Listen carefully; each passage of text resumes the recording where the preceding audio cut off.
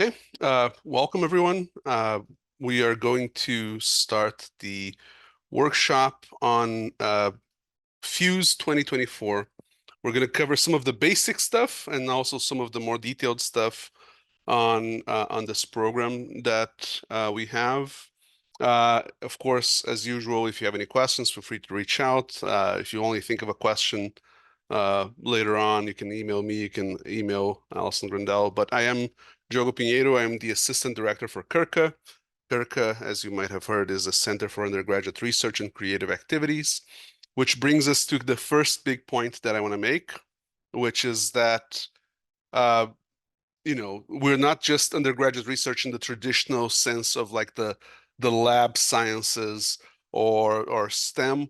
We include every bit of undergraduate research and creative activities, right? So any sort of inquiry or investigation conducted by an undergrad with the assistance of a mentor fits under the description. So if you are a music professor, if you are a film professor, and you're doing some sort of creative project, that falls under this umbrella that we have, right? So it's not just lab sciences doing this kind of your kind of stereotype of what research looks like, right? Any sort of creative activity that's done by an undergrad, mentored by a faculty member, falls under our big umbrella here, right? And so we offer many, many different things. And what we're going to be talking about today here is the Fuse program. The Fuse program is going to be this program where we partner faculty mentors with students to work together over 8 weeks in the summer. And the idea here is that it is a faculty-led project where the faculty is able to hire students to help conduct that project, that research, that creative activity. And so what we do is that we'll help you hire a student for 40 hours a week for those 8 weeks. And that one full-time student can be broken down in other ways that you may like, right? So if you want to have two students working 20 hours instead of one student working 40 hours, that's completely possible. And so during these 8 weeks, you're going to have 4 group meetings and 4 student workshops. The faculty members must attend all group meetings, and students must attend all the group meetings and all the workshops during these 8 weeks, right? And so the way that we organize the funding for Fuse is that we generally historically have taken on about 6 groups, and the compensation is kind of spread out throughout the summer. We pay $4,000 for the professor, and we pay students $11.20 an hour. And again, whether the student is working, it's one student working 40 hours, 2 students working 20 hours, or any other breakdown, that's up to you to decide with regards to your project. We also include $500 for supplies, right? The $4,000 stipend for the professor can be split between professors, so that if you have a co-applicant with you, instead of being $4,000 for one professor, it's $2,000 for each, or whatever multiples you're thinking about, right? So the idea here is that we have flexibility in terms of breaking down both the 40 hours a week and the $4,000 stipend in different ways depending on the composition of the group. So the key aspects of the timeline to keep in mind is that the first one, of course, the most important one, is the deadline for applications. So February 12th is the deadline for applications, right? So you go on InfoReady and you would submit all the materials there by February 12th at the end of the day. We hope to announce the winners in March of 2024 and then hire the students in April of 2024, right? And the program itself will run between June 3rd and June 26th, right? So those are the 8 weeks that we expect the projects to be ongoing. So The InfoReady website, if you go to ung.infoready4.com, there should be a competition there uh, titled Fuse 2024. We are going to have an application, and that application is going to have different elements, and we're going to go over those in a second. A couple of things that I think are important to emphasize before we get into the details of the application is that your proposal is going to be reviewed by people who are not necessarily within your field. So write your proposal with kind of a general audience in mind, right? It doesn't have to be something that really dumbs down the language, right? Because it's all going to be other faculty members. But keep in mind that if you're trying to make a point that a particular research project is really important, you have to make that argument for someone who might not be in your field, right? So keep in mind that, keep jargon to a minimum. Try to explain any jargon that you use in your application so that faculty who are not within your field are able to understand the importance of what you're trying to do. So the application itself will have different components to it. The first one is going to be, and perhaps the most important one, is going to be the project narrative. So here we are expecting a project description where, what do you want to do, right? Um, Explain again with a lay audience in mind. Uh, the significance of the project is going to be an important component here. Why is this project important? Uh, And of course, part of that significance is going to be the long-term contribution to UNG, right? How is this going to help UNG, right? Is this a seed project of a bigger enterprise that you want to go on? Uh, how is this going to kind of have a lasting impact? Uh, Next, we want to see some sort of plan for how you're going to work with your students, right? How is that mentorship? How is that collaboration going to go? Uh, and then we want goals and expected products. What do you hope to accomplish, right? Is this going to lead to a publication, to a report, to an NSF grant proposal? What do you hope to get out of this, right? Oh, conference presentations, that sort of thing. And then last but not least, a timeline, right? We want to make sure that the project that you are trying to complete can be done within the timelines proposed, right? Now, keep in mind the this is not something that, like, oh, it has to be, you have to have your publication at the end of the 8 weeks. It's like, you can collect your data during those 8 weeks and say, hey, during the year we're going to do these things with the data, right? So it doesn't have to be just the timeline from those 8 weeks. You can expand on it, but you have to make a case for why those 8 weeks would be important. Uh, Besides that, we hope to see a budget, right? What are the things that you're trying to spend the money and supplies on? Are there specific things that you need, et cetera, et cetera? There's going to be a UNG staff template for the student researcher job description. In other words, that would be the job ad that would go on the UNG jobs website.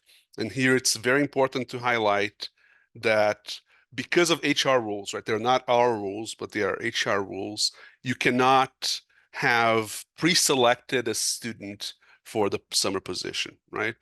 In other words, you cannot have informed that student that, hey, you're going to be the one who are going to select, right? We have to go through the HR process of there's an ad, the student applies, and then you select from among those who have applied, right? Um, Again, those are HR rules.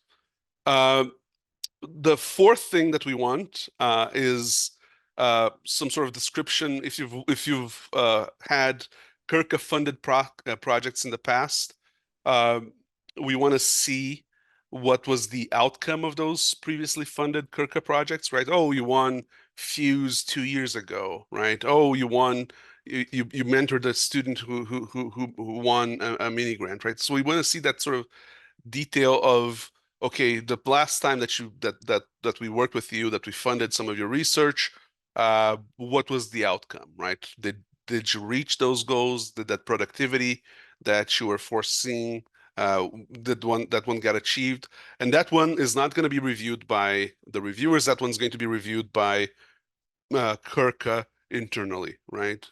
Because we're going to have the records of previous projects go along. We've got And a then, couple questions. oh, sure. We can do questions Lori, now. go ahead. Yeah.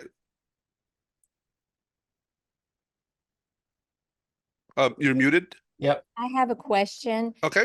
My project is going to be an extension of the LEAP project, Leap into Action.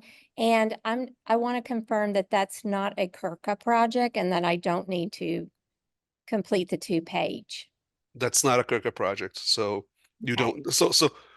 Essentially, this part here is really for trying to um, see if you've won Fuse before, right? Okay. What was the outcome of that, the previous Fuse, right? All right. Thank you. Okay. Francisco, yes, I see you have your hand up. Yeah, thank you. So it's about the budget for materials, that is $500. So in the research I'm doing, $500 are not enough to buy any real materials. I mean, I was thinking buying a book, but would that be allowed or not? I mean, like, what can I even waive the $500 and say I don't want anything? I mean, you don't have to spend the $500, right? That's just how much money we have to pay for that, right? Uh, and then, of course, if there are things that you need that we don't provide, then you have to mention it somewhere in the application, because the one thing that we don't want is to be like, oh, you won, and you're like, ah, sure, great, but I don't have the money that I needed to do this, right? So that's why we try to have all these limits and information available ahead of time. Abby? Hi, I'm sorry I have my camera off. I've been sick and I just don't need the camera on. I have a question regarding that past funding. I got a Fuse award in 2016 and then again in 2019. And when I applied last time, I think it was like 2021 maybe. The main kicker that led to me not getting the funding was the fact that the projects from 2016 and 2019, both of those resulted in numerous conference presentations, but neither resulted in a publication. So I guess my question really is, because that was the one main thing from last time, is that kind of thing gonna follow me all the time? Is that gonna lead to me not being able to get Fuse in the future, even though the project I would be proposing this time for Fuse funding would basically almost guaranteed to lead to publication and to lead to extreme benefit for the student that would work with me. And so I just wanted to know about that. Like, is that going to automatically kick me out of any consideration for Fuse in the future? So a couple of things. So first, something that's new this time around is that instead of having the reviewers evaluate previous productivity, we're going to be doing it internally, because that way we can have kind of the same criteria across the board. So I can't speak to how reviewers saw your productivity in the past. So what we're trying to do here with this kind of previous productivity is that we want to keep over-promising in check, right? If so, we don't want to be like, oh, this project here is so significant that I'm sure we're going to publish an article in Nature out of this, and everybody goes like, oh my God, that's so great, and we'll give you all the funding, and then turns out that whoops, no, I couldn't do that, right? So that's the kind of thing that this element comes in here, right? Where we don't want people to keep over-promising one year and not fulfilling. If you have a good reason for why you may have fallen short on this or that objective from previous applications. Make sure that that you mention that in the reason for why you didn't meet that productivity, but that should not automatically kind of rule you out, right? I can't, without seeing the application, I can't say what's going to happen, but it should not automatically rule you out. We completely understand that, you know, whenever you're planning on publishing something, you still have editors and reviewers to get through, right? So that's what I can say, right? The goal here is to kind of have a check on people over-promising things and not delivering them. The fact that you did not specifically met all the goals should not be an impediment. But of course, the devil is in the details here, and I can't make more. I can't tell you that you're going to be fine or not without actually seeing the proposal. But it should not, in principle, kind of eliminate you from contention. Okay. Okay. Thank you so much. Yeah, I can definitely talk about both of those things. And one of those was submitted for publication. It just wasn't accepted for publication. So those are things I can certainly speak on in my application for this year. So thank you. Thank you for that. Amanda? Hi, Diego. Thank you. I have a question on the budget. Is there any limitations on the budget for what we can purchase? For example, if I need to go out sampling for this project, I would have to get a permit from Georgia DNR and they have an application fee for that. Is that something I could apply to the budget, or is this strictly for supplies? Allison can. Hello, the only real restrictions we have is just whatever we can spend with state funds, essentially. So if it's something that has been purchased in the past before using state funds, we should be good. The other thing I want to mention is the funds have to be spent down by a certain date because we're using a specific fiscal year money. So I think the date and we'll talk about it a little bit more in the slides, but I think it's April 30th. And it's not like it has to be spent by that time. You just have to let me know, and it has to be spent probably within the next couple of weeks after that, if that makes sense. All right, awesome. Thank you. Okay, and so the last thing that you need to submit is any required certifications that might be related to conducting that project, right? So if there are any kind of ethical or other forms of certifications, or sorry, no, this one is just the checking that that this is your work, et cetera, right? The other certifications come in later, sorry. So the way that we evaluate projects is we have a rubric.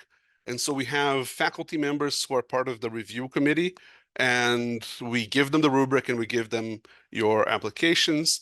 And so this here is the part of the rubric for the project description, right? So what does a good project description look like? It's clear, it's concise, it's easy to understand. There's some sort of original or innovative aspect to that.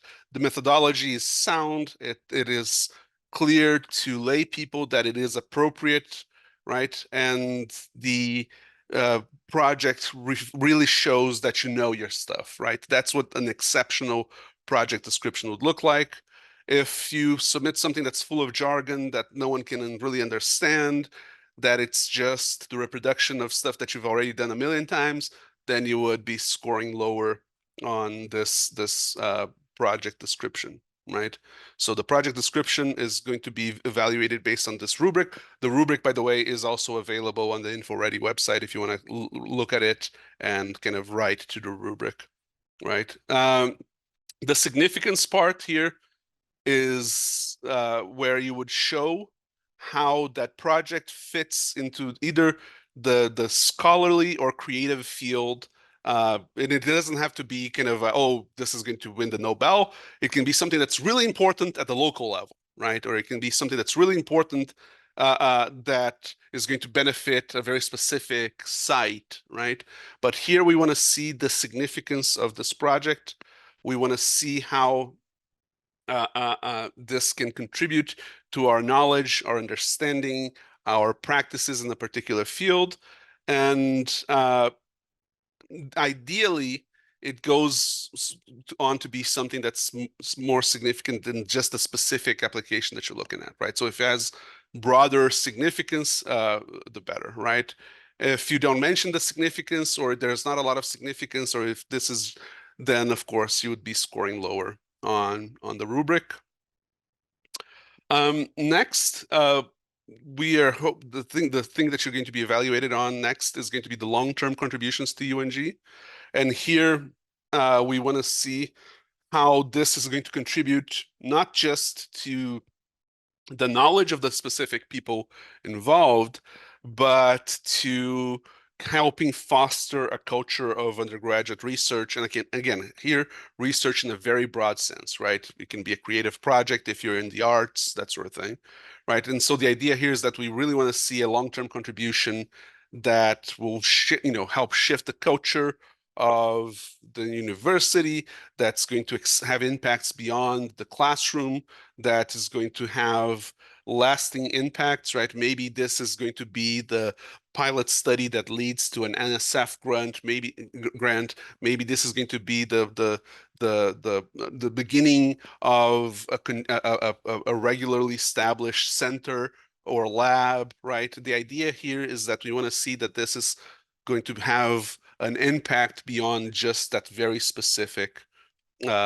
summer project, right? So if you have a way of showing that, hey, this is going to have a long-term benefit for UNG, this is the part of the rubric that would benefit from that. Next, the rubric here will deal with your plan for faculty-student collaboration, and here it's going to be one of those situations where the more detailed, the better, right? And by detailed here, we want to see what the student is going to be doing, and we want to understand whether what the student will be doing is just going to be like the menial tasks, or if the student is going to be really engaged in the research or the project in a way that will make them better researchers, better students, that sort of thing, right? So the idea here is that ideally, you're not just hiring these students to do kind of grunt labor as research assistants, right?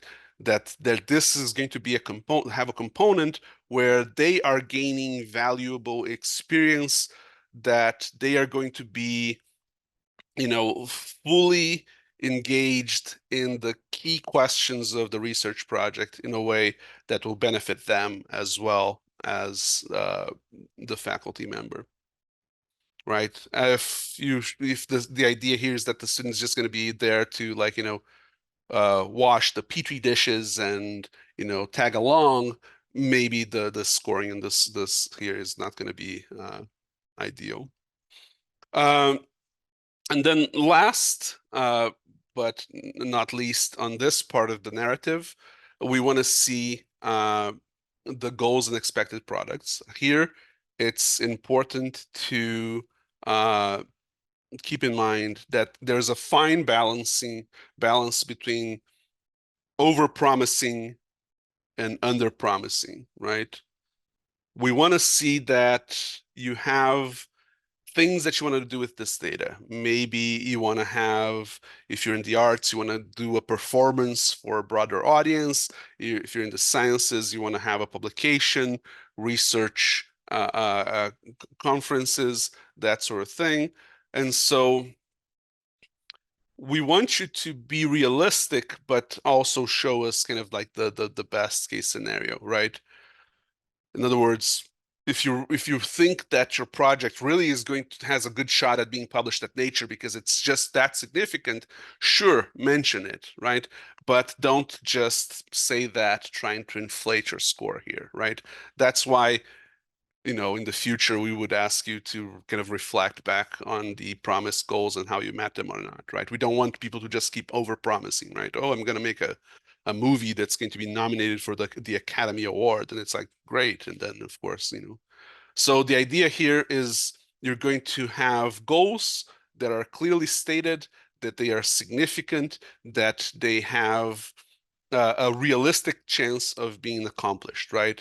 For some people, that might be, oh, this is a seed project that I'm going to use to kind of prepare a larger grant application, and that grant application is going to be one of the key goals. For others, it's going to be like, oh, I want to write a book, I want to have a play, I want to have students participate in these conferences. So the idea here is that the best case scenario is that the research leads to goals that are realistic but significant, right? Oh, it's going to be a peer-reviewed publication at a moderate impact journal, that sort of thing, right? So realistic, significant, best case scenario for this part of the rubric. Now, besides all that narrative, we also want to see a timeline. And here, again, the key thing is to make sure that the timeline is realistic, right? So if you look here, the timeline counts less in the rubric than some of the other items. The key thing here is to make sure of feasibility, right? You want to show that whatever is going to happen during those 8 weeks can actually happen during those 8 weeks, right? And then, take into account what happens beyond those 8 weeks, right? So, the 8 weeks are going to be just the data gathering phase, and by the end of the 8 weeks, we're going to have a preliminary report, but then the main analysis is going to happen this way or that way or whatever, right? But here we want to see that what's going to happen during those 8 weeks really requires about 8 weeks and really can be completed within those 8 weeks, right? That's why what the timeline here is important, right? We don't want you to promise a project that will take 2 years, claiming that it can be done in the 8 weeks for the timeline of the project. So that's the rubric and how we would evaluate the projects, right? We would send out to reviewers from different fields, and they would be the ones who would have the rubric, the set of instructions, and they would be the ones grading. And then we would look at all the scores put together. So that's the part where we would evaluate you on. Besides that, the reviewers would evaluate you on. Besides that, we have the budget. So the budget is $500 for materials and supplies. We need the detailed budget, sort of, with the categories of expenditures. If you can list the specific item that you want to buy, even better. Travel is only allowable if it's for the conduct of research, right? Maybe you have to travel to North Georgia or to a specific part of the mountains in North Georgia because you're in bio and you're trying to, do a census of the population of a particular species someplace, and you have to travel to a site a couple of times, and so that would be allowable, right? Presenting at conferences would not be allowable. Traveling to conduct research would be allowable. If you have expenditures outside of the proposed budget, we have to kind of know ahead of time, right? So that we can kind of adjust the budget as necessary, right? So if you don't put something in the budget, but then realize later on that you would have to get approval to do this. Certain things to keep in mind is that we have to follow state regulations regarding the use of these funds. So keep in mind that there's going to be a bunch of state laws that govern how we can spend that money, and they might not necessarily be the most straightforward or even obvious, right? So, for example, if you're planning on conducting a survey with people and you have research incentives that you want to do as a kind of as a raffle, we might not be able to do that, right? Or there might be a billion different considerations to take into account. So if you're uncertain about the legality of something that you're trying to propose as an expenditure, send out an email to us and we'll get to you as early as we can, right?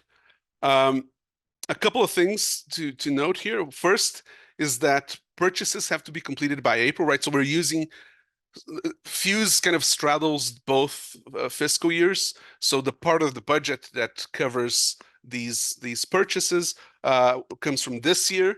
So we have to have the purchases completed by April 30th. That doesn't mean that you spend the money then, right? It can like take a little bit of a delay, but it has to be kind of set up to have that ready to go by April 30th, so that we can accommodate it under this year's budget, right? And the idea here, of course, is that this is before the summer, because the idea here is, of course, that since you're going to be using these materials during the summer, we buy them before the summer. Anything that I forgot to mention, Allison, for the budget? Nope, all good. Okay.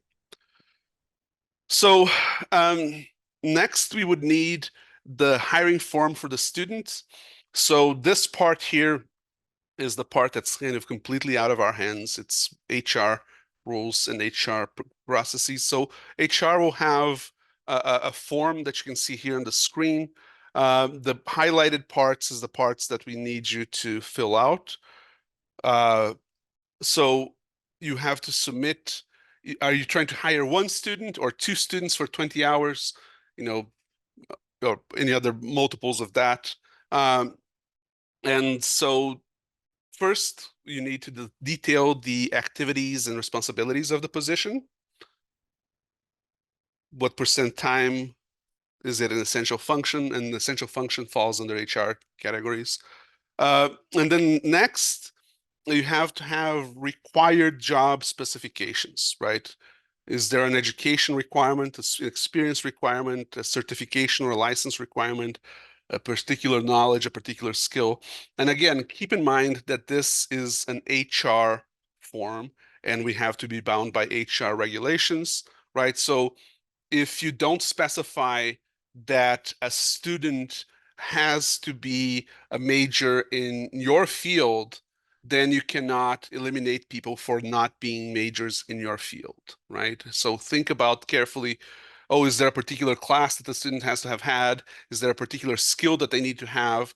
Because if you don't put it in there, then later on you cannot disqualify people for not having those skills.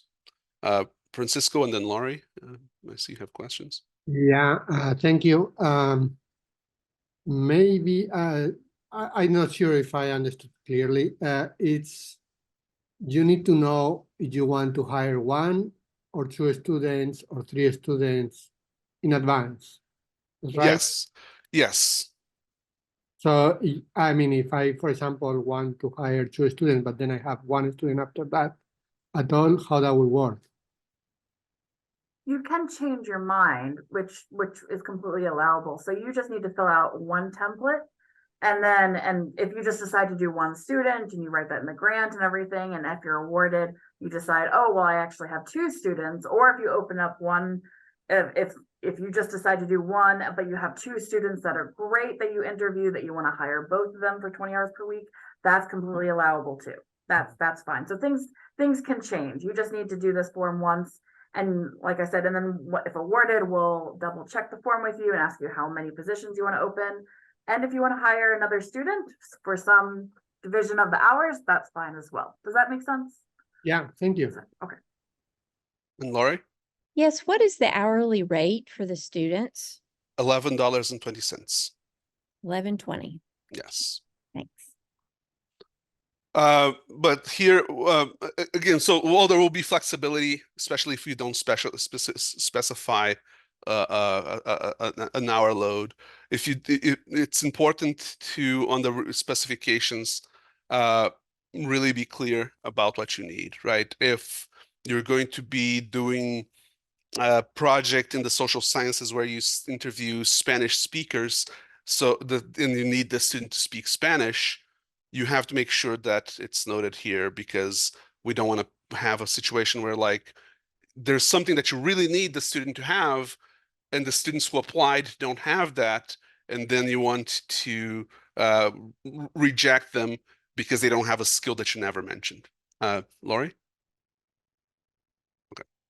While I haven't selected a student, I just want to say that $11.20 is not very much, because there's tutoring opportunities, TA opportunities, and, you know, I'm going to be competing with those positions for summer. So if they have a specialty, if they're doing advanced research, is there flexibility on how much we can pay them? I Or wish is there everybody was. 1120? All students are 1120. I know there's talk about next year potentially increasing it, and I hope they do to be competitive, like you said. The thing that you can explain to students is it's not just getting 1120 an hour, it's also the research experience. They're getting paid to do that, and for also attending the group presentations that they'll be doing and the workshops and everything, they'll be getting paid for doing that as well. I don't know if that helps and everything, but for this year, it is definitely 1120 an hour, and I hope in the future we can raise it. But that's what we have in our budget. Yeah. And to be clear, right? Like all of these budget issues, right? If it was up to us, we would fund more projects, more students, pay them more. But we work with the constraints that we are given. So a couple of other things to mention is that once again, because these are HR regulations, you cannot have promised the job to someone ahead of time, right? You cannot be like, oh, I'm going to apply for Fuse and you have that position, right? It's entirely possible for you to have it in the back of your mind who you want to hire and encourage them to apply, but you cannot make hiring promises, etc., ahead of time, right? Again, HR rules, not our rules. And the other thing to keep in mind is that in order to be able to be hired with us, they have to have at least one semester remaining at UNG after the Fuse summer, so that they can be satisfied, so that the requirements can be satisfied, right? So it cannot be someone who graduated in May or who's about to graduate in August. It has to be someone who's going to graduate in December at the earliest. I see we have a hand raised.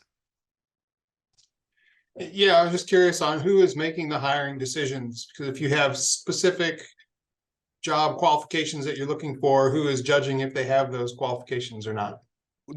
Whoever won the Fuse award will make that decision, right? So if you win a Fuse award, you're going to have access to the UNG Careers website. You're going to be able to go in there, look at the applicants, look at the application files, look at the details, scheduled interviews if you want to, all of those things, right?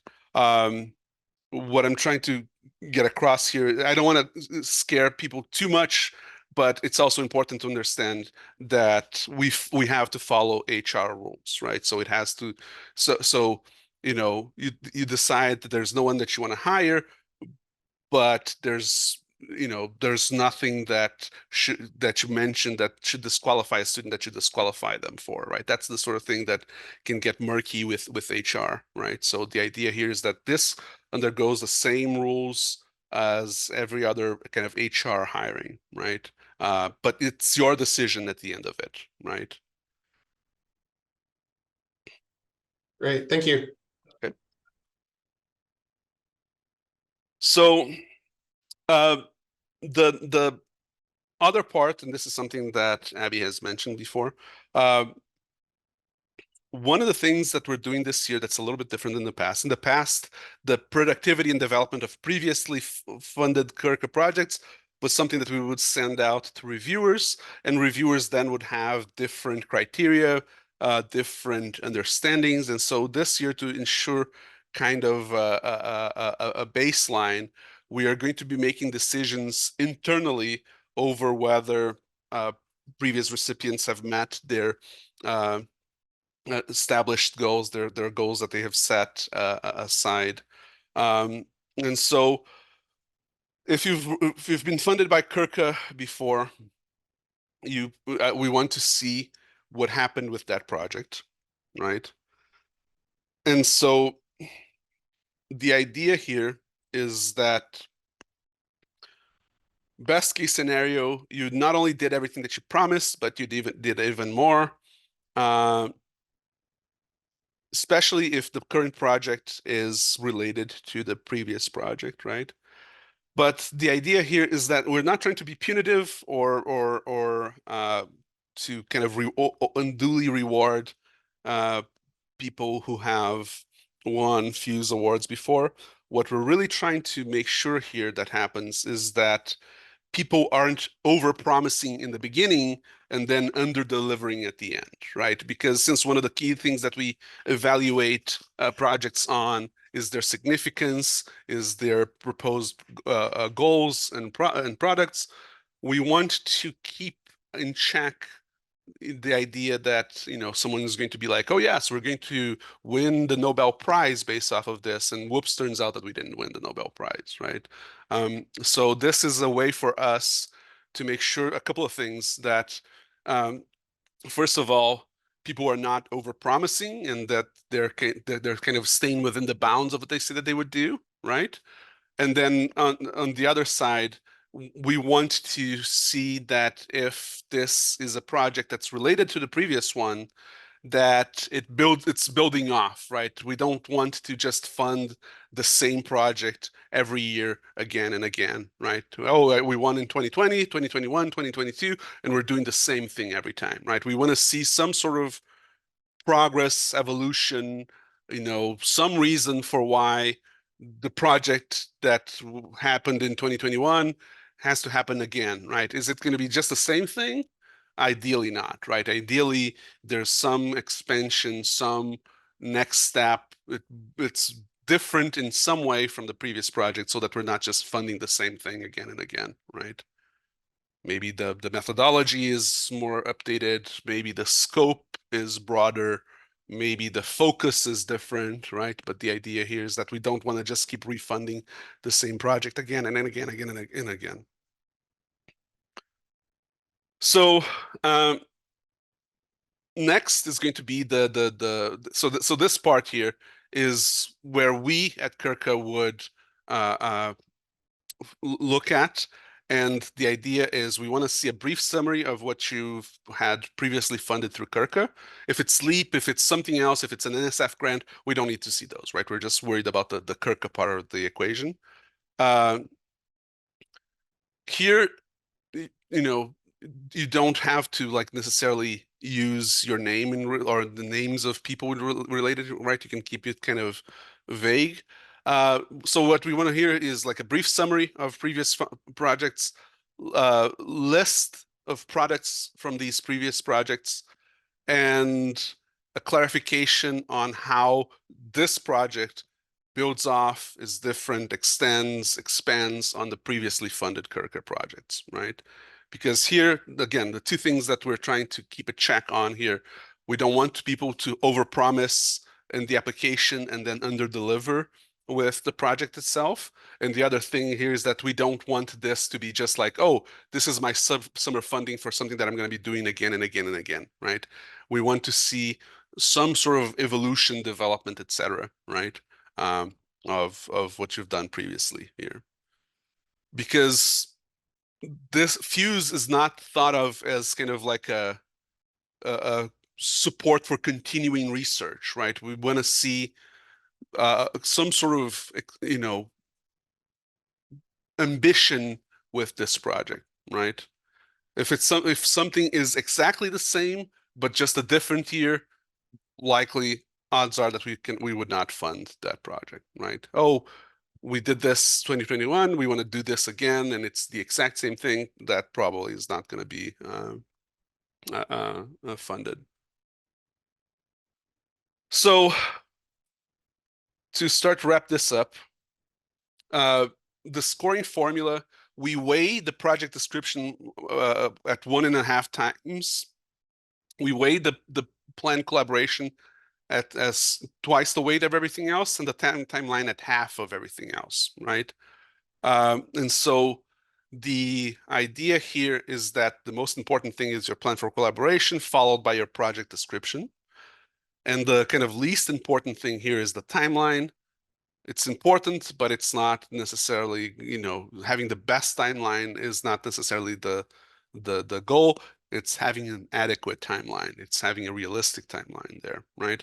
So we have two different formulas here for individuals who have never been funded by CURCA before. The formula is the one at the top. For individuals who have been previously funded by CURCA, it's at the bottom. We've spent a lot of time tweaking the formula so that someone who has never had a project funded before and someone who has had a project funded before but has satisfied their productivity and is kind of like in good standing with CURCA, that they would end up in the exact same spot mathematically, right? So there is no inherent advantage or disadvantage for someone who has completed a successful project before, right? And again, since the people who are going to be evaluating your research are not necessarily in your field, it's very important to write to the rubric, right? Make sure that every one of the items that's listed in the rubric is addressed in your application in some way, right? Because the two things that the reviewers will have in front of them is your application and the rubric, right? They're instructed not to go off Googling to see if this is the correct terminology or that terminology, right? It's your application has to be kind of like a self-sufficient document, and they are going to score it based off of that rubric, right? So the last thing, and when you're going to finishing your application on InfoReady, there's going to be a bunch of certifications, and here it's checkboxes, right? You have discussed your application with your department chair, then they understand the requirements that should you win, right? You cannot earn more than 27% of your academic salary during the summer. You were committed to mentoring an undergraduate student. If you're working with human participants or personal data, that you are in the process or that you have at least a decent plan of seeking IRB approval or exemption, right? It's important to understand that while you don't have to have the IRB approval at the time of application, if it's something that requires an IRB approval, it has to be completed by the time the purchases are made. You have to understand the other thing too here is that the group meetings where a faculty member is required to be there, faculty members are required there to be in person unless there's some extremely important reason not to be there, right? So the faculty members and the students are supposed to be there in person for the workshops. The students are supposed to be there for the workshops, and the faculty and the students are supposed to be there for the meetings, and it's supposed to be in person. Could you shed more light on the group meetings? Like, where are they? Normally they're in the Lonaga campus. That's a long way from here. So actually, if you don't mind me cutting in, Diogo, Okay. and everything, for the group meetings, we try to alternate and everything. So depending on who is on what campus and everything, we might have Lonaga on one, and it's every other week is a group presentation. There's 4 all total. We might be on Lonaga, we might be on Gainesville. I know last year we were on the Cumming campus because we had a Professor Wing from the Cumming campus. So we do try to alternate it to kind of include everything. To try to include everyone. And then we also offer lunch as well, because we understand people are coming from a long way. We don't want them having to think about feeding themselves. So Okay, we try to I do would- both. Oh, sorry, go on. I would like you to consider doing this, what we're doing now, a live VC, because our time is very, very valuable. And it is a long way to all of those campuses from Oconee, and I don't think you want to be driving down here. That is something we can take into consideration. Thank you. Laurie? You're muted? Yes, I also wanted to mention that they are now paying intercampus travel for any travel between campuses. And I don't know if that applies to summer, but mileage should be paid if people have to travel between campuses, according to the policy anyway. Yeah, and I know that was recently enacted this year and everything. So that's something that I can definitely inquire about and start thinking about now and everything. Other questions?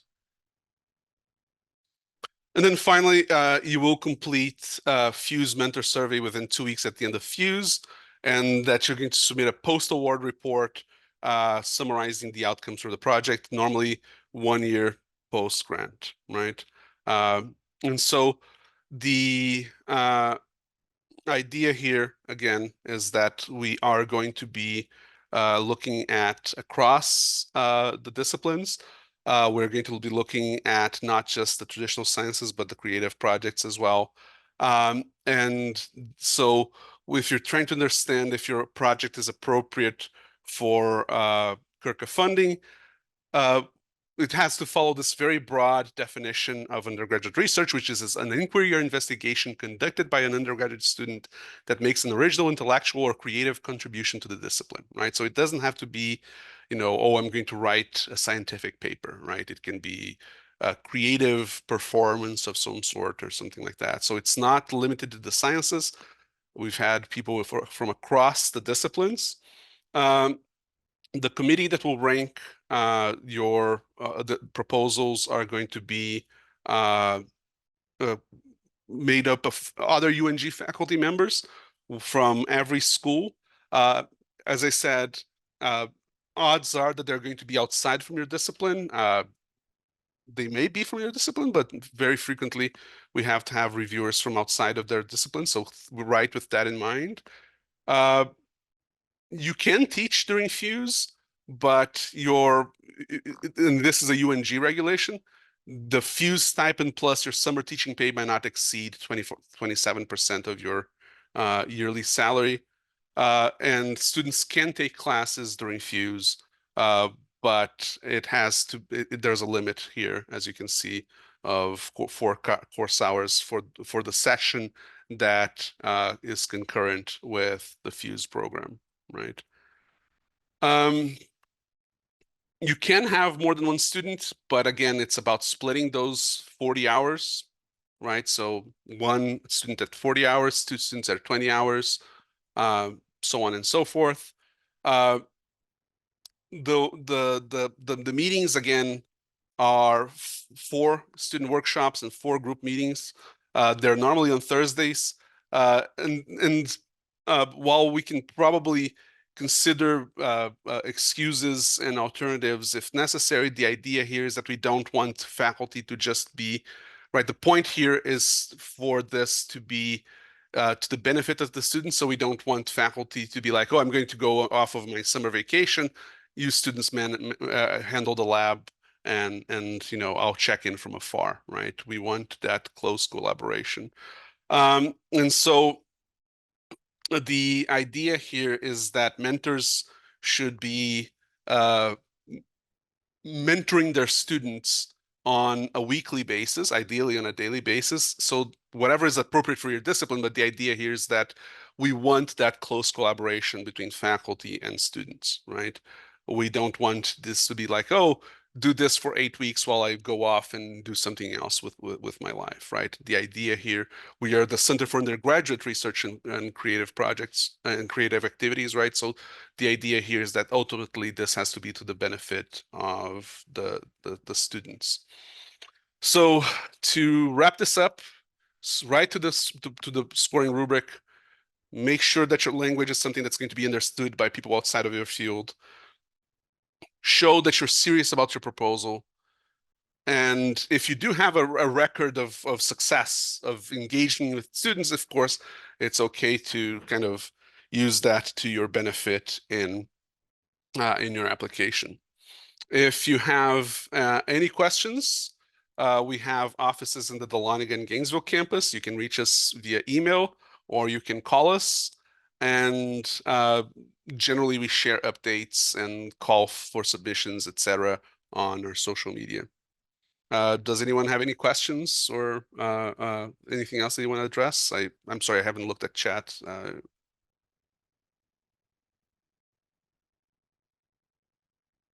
Any other questions? Okay. As we go along, in the process of writing those applications, if you have any questions, feel free to reach out to curca@ung.edu. If you're kind of in the fence and maybe think that this might apply or they might not apply, again, we strongly encourage you to ask us to discuss with us at any point, right? So we're here specifically to help you all make sure that you write the best applications that you can. So feel free to reach out with questions, concerns, anything else. Enjoy the rest of your day, and we'll see you all later. Thank you for hosting Thank that. you. Yeah, thank you. Thank you. Thank you.